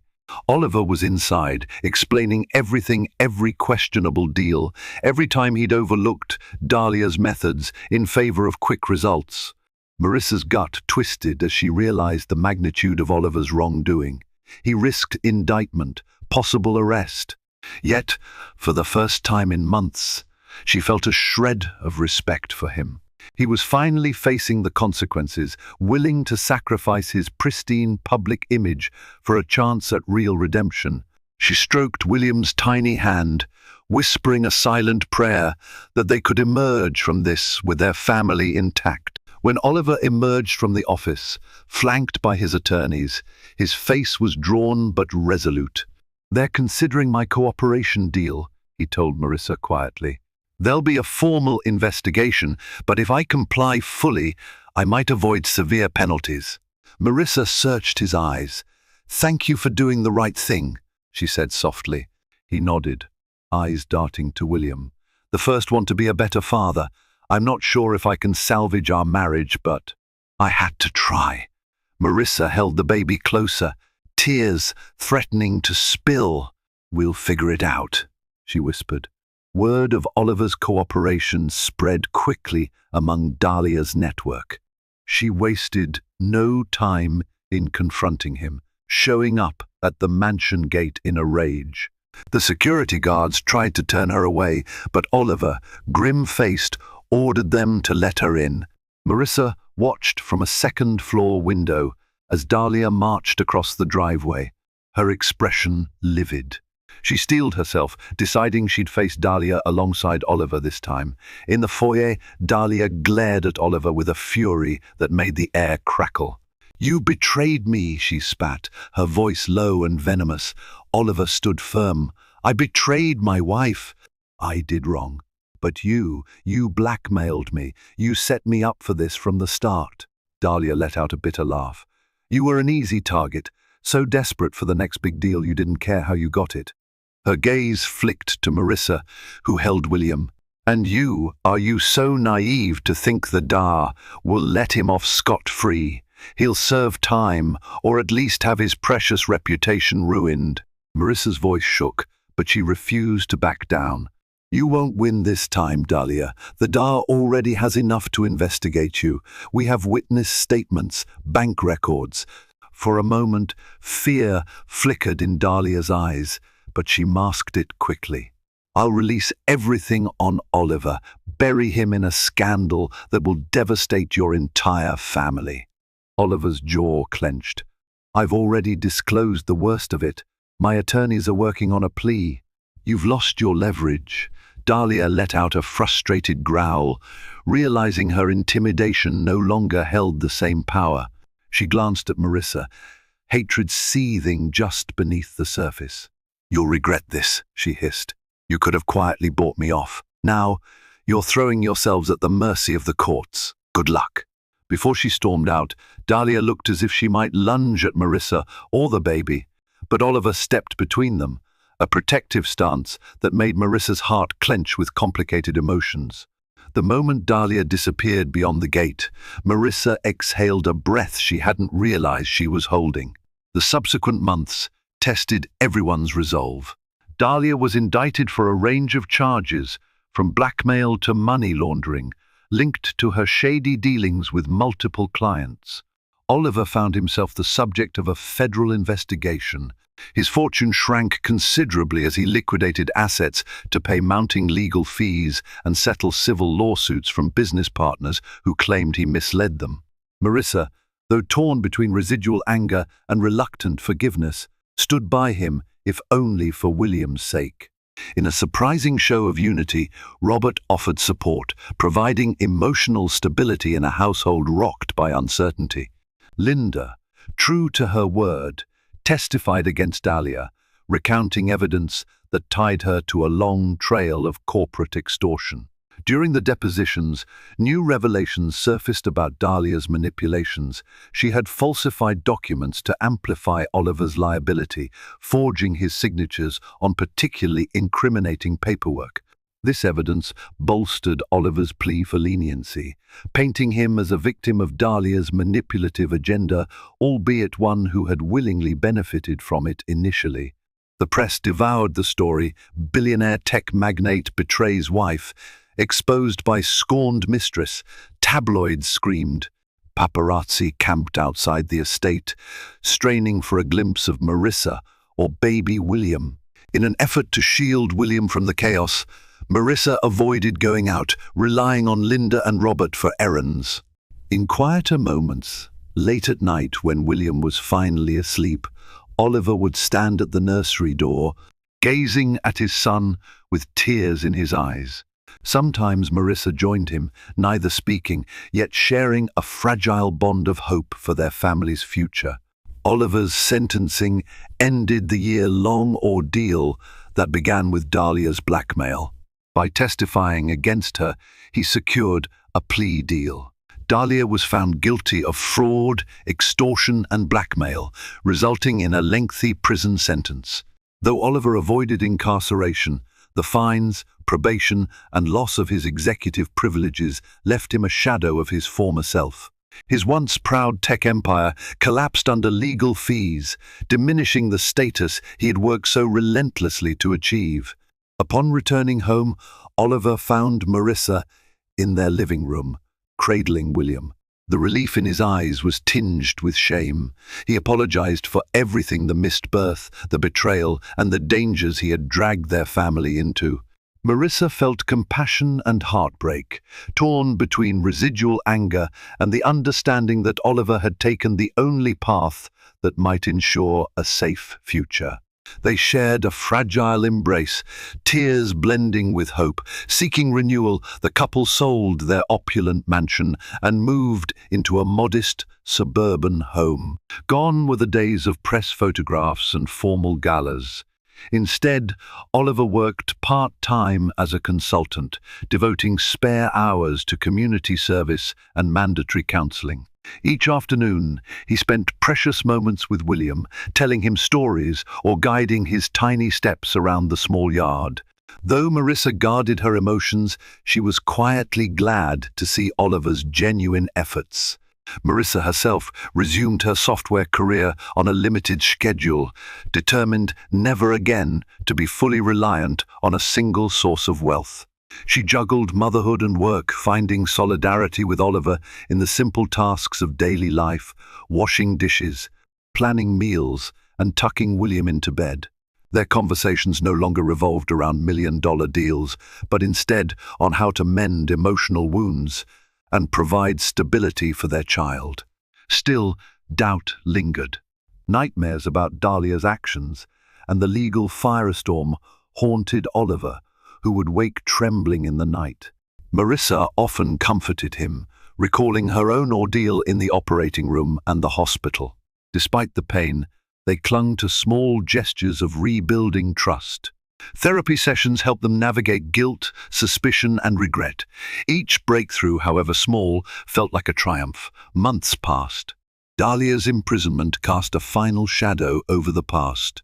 Although some tabloids speculated about her possible appeal, Marissa and Oliver stayed focused on their present.